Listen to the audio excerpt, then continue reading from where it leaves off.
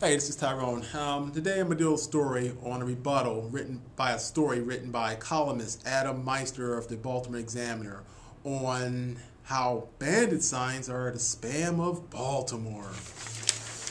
Mr. Adam Meister did a story yesterday, a very interesting story, and I want to share it with you all.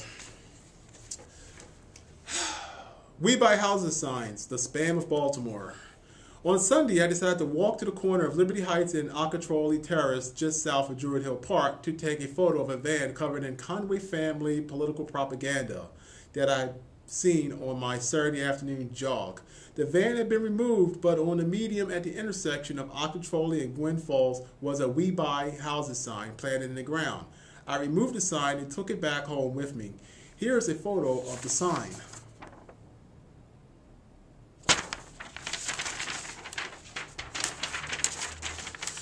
Signs like this one infest Baltimore. This is not a new story. For years, citizens have been trying to ban these signs, and in 2006, after some Mary Pat Clark voting craving gimmicks, I guess that was Adams' attempt at being creative or witty, whatever, an ordinance making signs illegal was passed. It was not until 2008 that the ordinance actually had some bite and substance to it. As of 2009, the sign owners have yet to be prosecuted because the Environmental Control Board is too busy fining homeowner occupants for having weeds growing in their backyards. Maybe that could be because the Environmental Control Board can only fine somebody, not prosecute anyone, but that's just me. Since these signs are illegal, but authorities would rather not bother with them, I decided to do a little research. I Googled the phone number listed on the sign, and it took me to this page on the Clarion Group's LLC website. It took me a minute to find the name, email, and physical work address of the offender. This is all public information.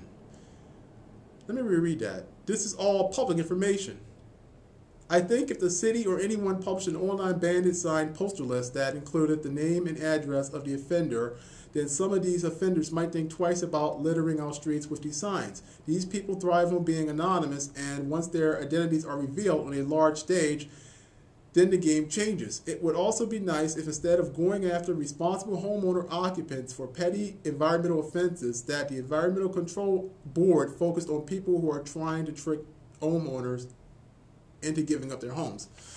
Adam Meister of the Baltimore Examiner, your piece is very very sloppy and very false. Let me explain. Let me educate you real quick.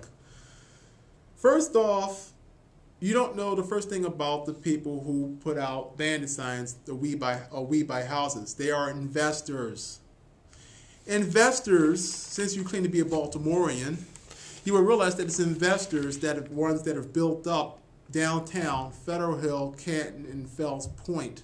It's investors that have spent tens of millions of dollars and are on the hook for tens of millions of dollars buying houses, buying dilapidated houses in Baltimore City, getting them back in the first class condition to either resell to homeowners or to rent out to low income families so they can have a roof over their head. And the question is, what exactly are you doing to help to contribute to this noble cause? You're doing nothing. You're doing nothing, Adam Meister of the Baltimore Examiner. You see, you talk about investors trying to steal people's homes, yet in your story you provided no fact to back up your claim. So what you did is you presented a bias, but you didn't present the facts. That's bad.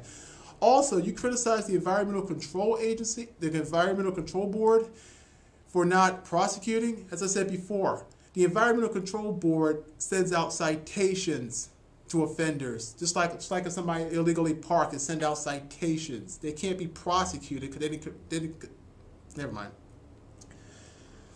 That's number two. Number three, you want to validate the Environmental Control Board not citing homeowners for having weeds in their yards in favor of going after people who have bandit signs. So in other words, you want to let one crime exist in favor of prosecuting another one. You see, Adam Meister, that's what we call hypocrisy.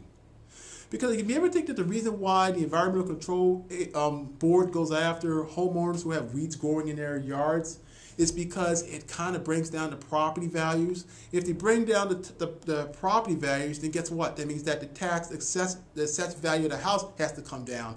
If the tax assessment values of houses have to come down, then that means that's less money that the city collects in tax revenue, genius. But then again, you wouldn't have known that because you're not a real estate investor. You don't know anything about real estate investing. So when you see signs like "We Buy Houses," the first thing you think is, well, they have to be trying to steal people's houses. Instead of basically doing the research. Did you ever interview a real estate investor? Adam Meister at the Baltimore Examiner? Of course you didn't, because because by you doing that, it would have discredited everything that you just wrote in this story of yours yesterday. Oh, by the way, thanks for the publicity. Let's see, what else? Okay, yeah. You see, as I said before, it's investors that are putting their money into Baltimore City. What are you putting into Baltimore City? We're taking pictures of Frank Conway family propaganda. Well, I mean, yeah, that's really going to help create tax revenue for Baltimore City. Our city right now is facing a $125 million budget deficit. And let's see, if the real estate market continues to fall, that budget deficit is going to get that much worse. What are you doing to help the cause, Adam? You claim to love Baltimore so much. Oh, and also for the record, a lot of the investors that buy houses in Baltimore City also live in Baltimore City as well. But also, these bandit signs that you have a problem with are not just used by investors, Adam. They're also used by other professions: carpenters, roofers, plumbers, electricians, credit repair people, sign shops, t-shirt people, real estate agents. And oh yeah, because we're in the political season right now, politicians, Adam. I want to wait and see if you're going to create a story on politicians, because from the governors to state delegates, state senators, city council people, to the mayors, to even the sheriffs, and even the judges are going to use the exact same signs that you have a problem with real estate investors using. So if you don't say anything about them using the signs, then it shows that you're a hypocrite. It also means you have no journalistic integrity, but anyway, you already proved that much.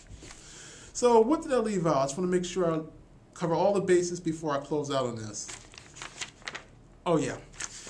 You see, I think also another reason why the Environmental Control Board don't really focus so much on the signs, when they come across a sign, they just pick them up and throw them in the truck and go about their way, is because Baltimore City has a lot more pressing problems, from murders to 50,000 boarded up vacant houses, which you're not contributing to help solve the problem of.